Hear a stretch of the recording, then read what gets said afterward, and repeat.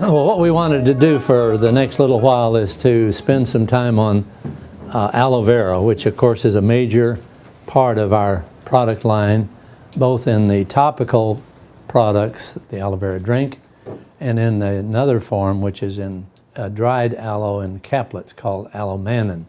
After I sold my interest in the laboratory, I opened a management consulting office, and the first assignment I got was a man walked into my office and said he was president of a network marketing company that sold aloe vera products. They had a skincare line and they had a drink. And he said, I've just filed for Chapter 11. I need somebody to come in and reorganize the company and get it back in the black for the sake of the stockholders and the distributors. But during that time, I talked to the distributors and learned about this strange tropical plant called aloe vera. The things that I heard were just amazing to me. Now, that drawing, of course, is a symbol of aloe vera, but this is what the plant looks, and you've probably seen them in the field. But in the next slide, some of the things that I was hearing from these distributors was that it was used as a moisturizer for minor burns, cuts, scrapes, bruises, itching, scars. Even the United States Atomic Energy Commission, perhaps you may be too young to remember when they built these bomb shelters in the backyard, afraid of atomic bombs. And the Atomic Energy Commission did a study as what would be the best product to store in the bomb shelters in case you were exposed to radiation. And they came up with aloe vera. So there was that much legitimate recognition of the power of aloe vera. And the next slide is among the reports that I heard, particularly coming out of South Texas, where the plant grows in your backyard. These people were taking it for upset stomach. It soothed and discomfort heartburn, you know, the esophageal reflux that burns your esophagus. It did a lot better job than Tums or some of those alkalinizing products. I heard these stories. I developed a real curiosity about why, if I go to the doctor and I've got a burn, why doesn't he recommend one of the best things in the world, aloe vera, an aloe vera gel, to treat that burn? The fact was, there was no nationally advertised product that contained aloe vera as an ingredient. This is the early 70s. The medical profession certainly didn't accept it. Even the veterinary profession or the dental profession, nobody accepted aloe vera.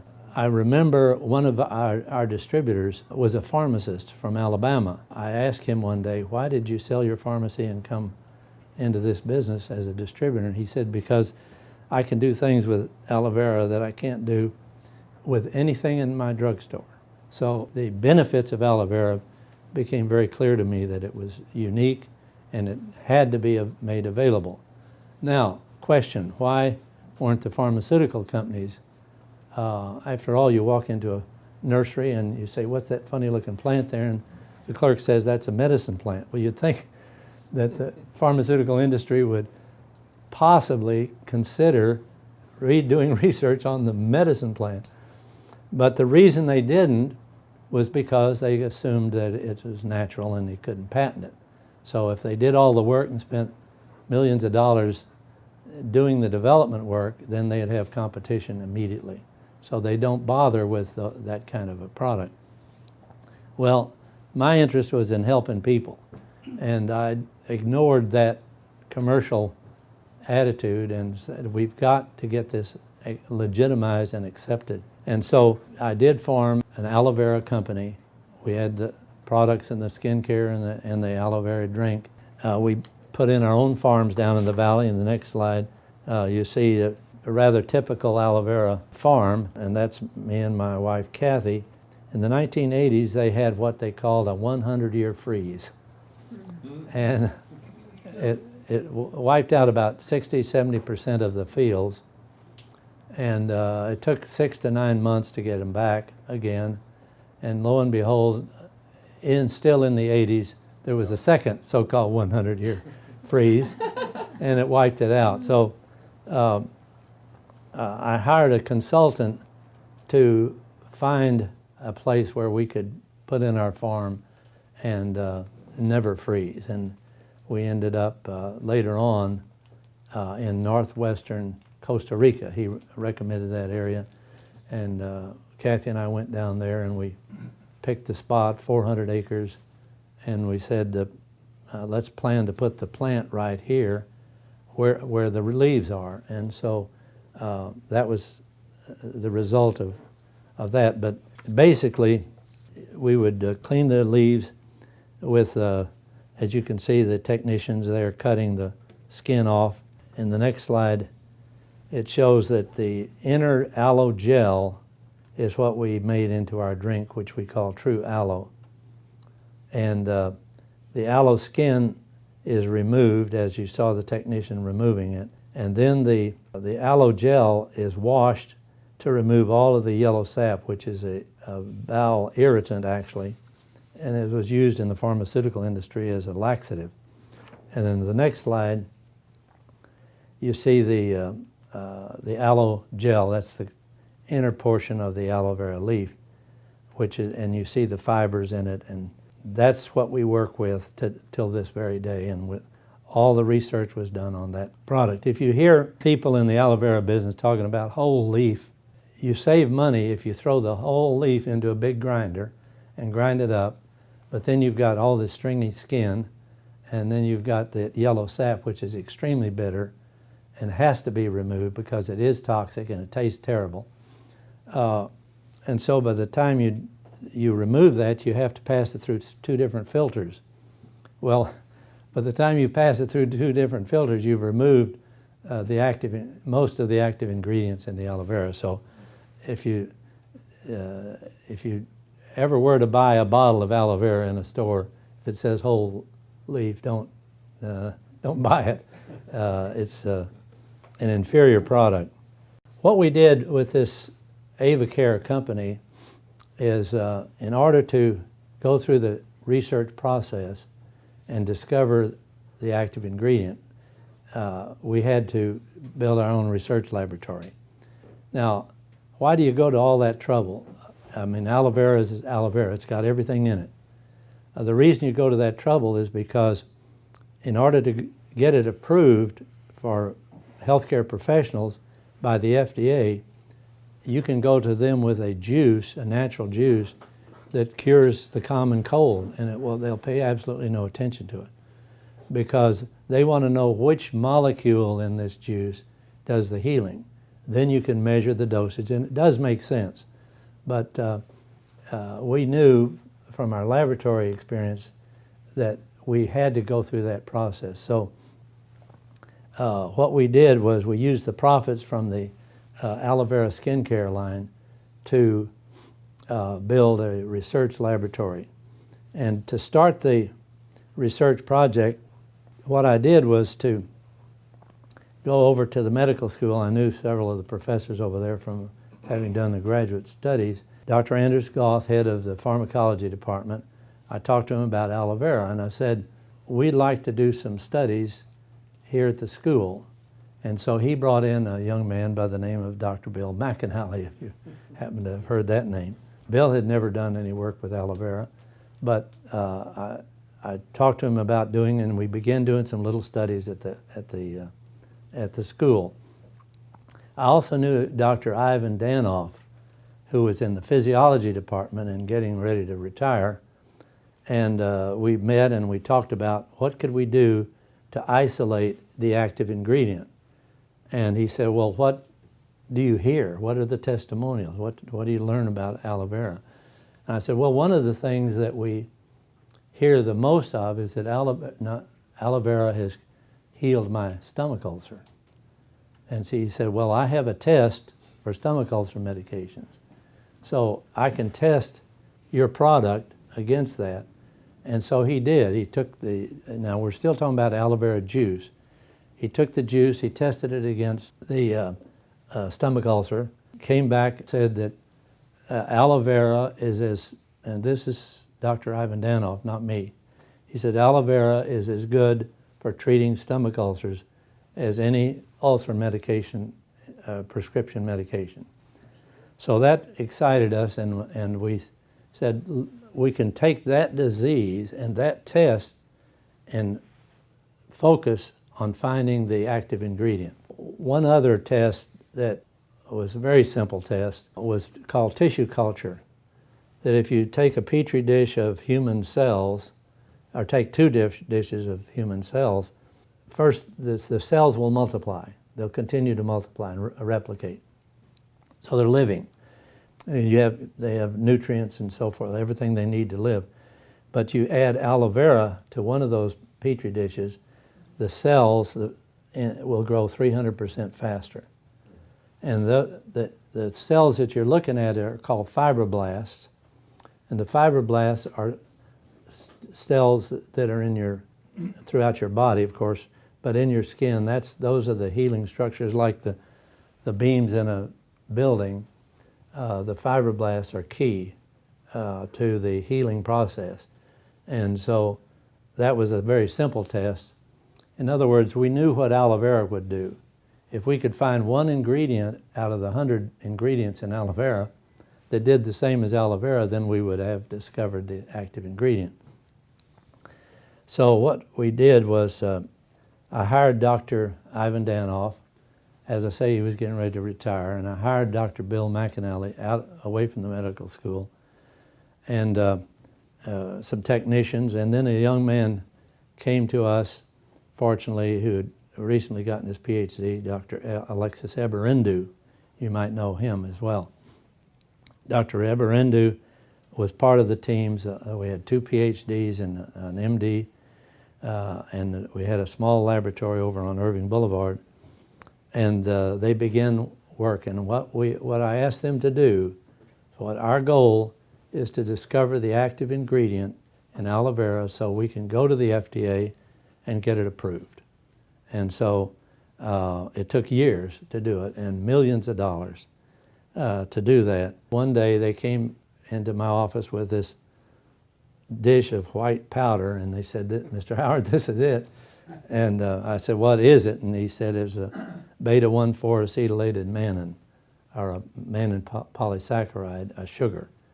And I sat down and wrote a letter to the AMA nomenclature committee, and they asked them to name it, and they named it Ace Mannan. They're the ones that classified it as a new drug. Then we began to do research on what is this drug and what does it do. And we did work at the medical school, we did work at A&M, we did work at different locations. But in the meantime, just prior to their actual discovery, I suggested to Bill McAnally that we go and I would introduce him to Dr. McDaniel. We took our aloe vera and began to tell him the story, and he was very skeptical, appropriately.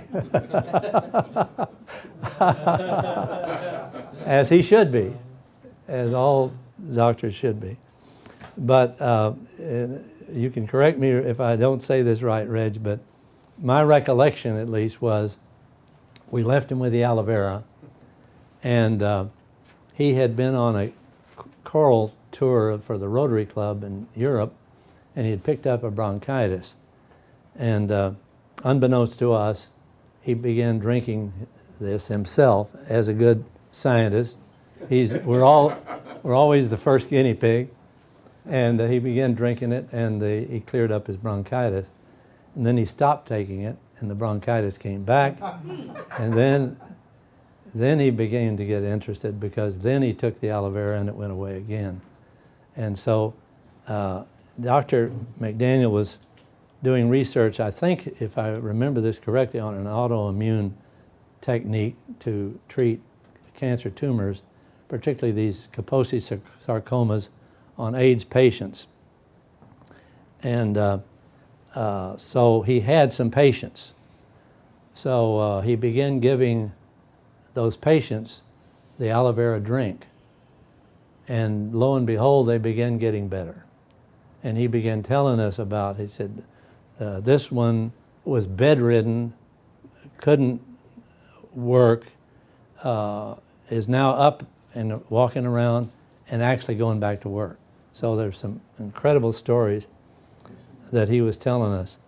We took the powder over to Dr. McDaniel, and he began using it on these AIDS patients. So that was a very important part of it, because we're not dealing with laboratory rats, we're dealing with human beings. Some of the things that we found in aloe vera is, number one, it regulates the immune function. It's not, the technical explanation is, as I understand it, is it doesn't stimulate the immune system, it regulates the immune system. So if the immune system is already too stimulated, it brings it back to normal, or if it's understimulated, it brings it back to normal. And if you forget everything else we say today, just remember that one thing: it regulates the immune function. Among other things that it has been shown in published articles, it normalizes bacterial flora in the intestines. We know that it soothes gastric hyperacidity, the reflux, without alkalinizing.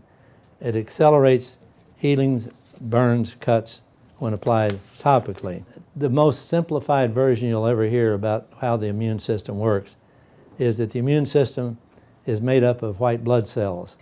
The M cell is the large cell that looks constantly, travels throughout your entire body, and constantly looks for disease organisms, be it bacteria, be it virus, be it fungus, or be it one of your cells has turned cancerous. The T cells, beta cells, killer cells, suppressor cells are also white blood cells, and they're the army. That's the immune army that they all have different functions in fighting diseases. When the macrophage has found a virus, a bacteria, a cancer cell, what it does, it incorporates that virus or bacteria, brings it into the cell, and creates chemicals that destroy that virus. In addition to that, it sends chemical signals back to the army to do their job, and they come rushing to that infection. Now, this may be as simple as a sticker in your finger, or it may be a tuberculosis organism in your lungs. Whatever it is, the army comes and attacks it. And hopefully, if you're in good health and your immune system is in good health and functioning properly, the likelihood is good that the tuberculosis organism will be destroyed, and you'll never know that you were even exposed to it, and you won't catch tuberculosis. That's the way the immune system is supposed to work, and fortunately, it does work that way. And all of us in health-related businesses recognize that the better our health, the more likely it is that we're able to fight off diseases. In '90, I left Carrington to younger executives. We had been fighting with the FDA for about 16 years by that time. I left the company and retired. I was 62 years of age. I thought I was retiring. But I'd walk into a health food store and I'd see the aloe vera products there, or the grocery store or a drugstore. And we had in our laboratory tested about 20 different brands. And they would say on the label 98% aloe vera. We knew from our tests there were maybe 5 or 10% aloe vera. And what I felt was that the process of getting it legitimized and into professional health care was on the way. Carrington was continuing that process. And by the way, AvaCare became Carrington Laboratories, same company. We just changed the name. That was being taken care of, but the public was not being served with a high-quality aloe vera. So in 1991, after 6 full months of retirement, I started this company to market consumer products based on the proven benefits of aloe vera to support immune system cells. And we have the tablet, as I mentioned, or the liquid to support the immune system, as a hydrogel for minor burns, abrasions, insect bites, skin moisturizer, and shampoos to stimulate hair follicles. I have kind of oily hair, so I have to shampoo virtually every day, and for 20 years I've used just the drink, the aloe gel, as the conditioner and left it in the hair. Don't rinse it out. Now, my wife tells me that women have too much hair that it won't work, but it works on men. Taken internally as a liquid to soothe gastric discomfort, all of the aloe vera at RBC is certified organic by the International Aloe Science Council. And the end products of our aloe vera products include the moisturizer, and then aloe mannan, as I mentioned, is the dried powder. It's simply evaporated. Aloe jelly is a great aftershave product for burns. If you keep it in the kitchen or the bathroom, anybody get insect bites or burns, it's the best thing to put it on. But the thing I caution you is to be sure you're covering every area of the body that's been burned, because we've had many cases where they were burned on the hand, for example, and they put the aloe like this and wake up the next morning, you can't even see that it was burned, but between the fingers is the burn, because they didn't think to put it between the fingers. And then the drink, of course, in 3 flavors, the aloe drink, which a lot of us drink an ounce or 2 every day. The process for making the Ace Mannan product turned out to be a simple ethyl alcohol precipitation. Many extracts from plants are extracted simply by adding alcohol to them, and that's the main step in making Ace Mannan. And if you add alcohol to aloe vera in a flask, the Ace Mannan will precipitate to the bottom. Then you get rid of all of the alcohol, and you've got maybe a 90% pure Ace Mannan. That can then be dried and used as an injectable. We got it approved to treat cancerous tumors, sarcoid tumors in small animals. It was approved, it's been approved for 15 years now, I guess. And they go right into the tumor with the injectable Ace Mannan, and it eats the tumor away from the middle. You can do slides on it and literally show that.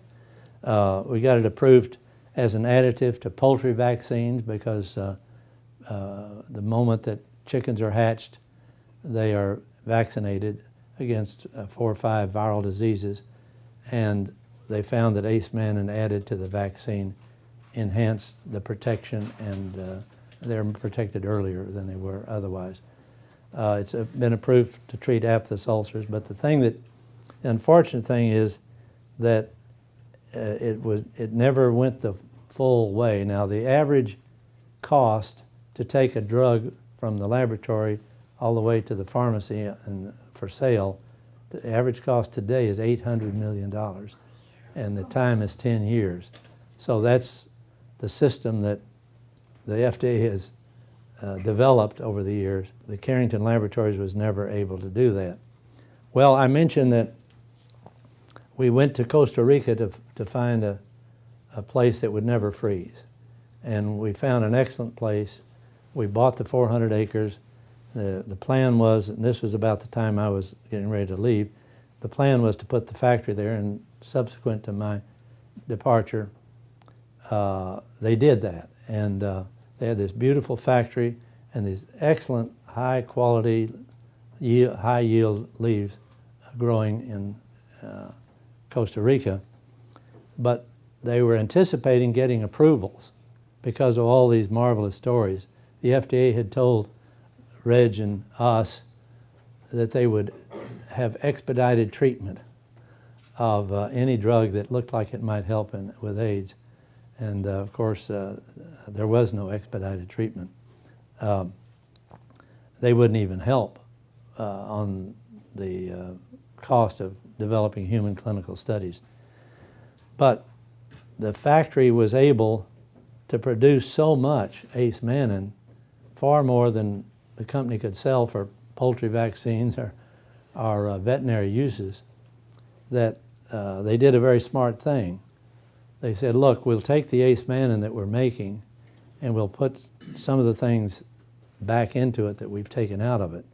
Because when you put alcohol with aloe vera, everything that's soluble in alcohol goes into the alcohol.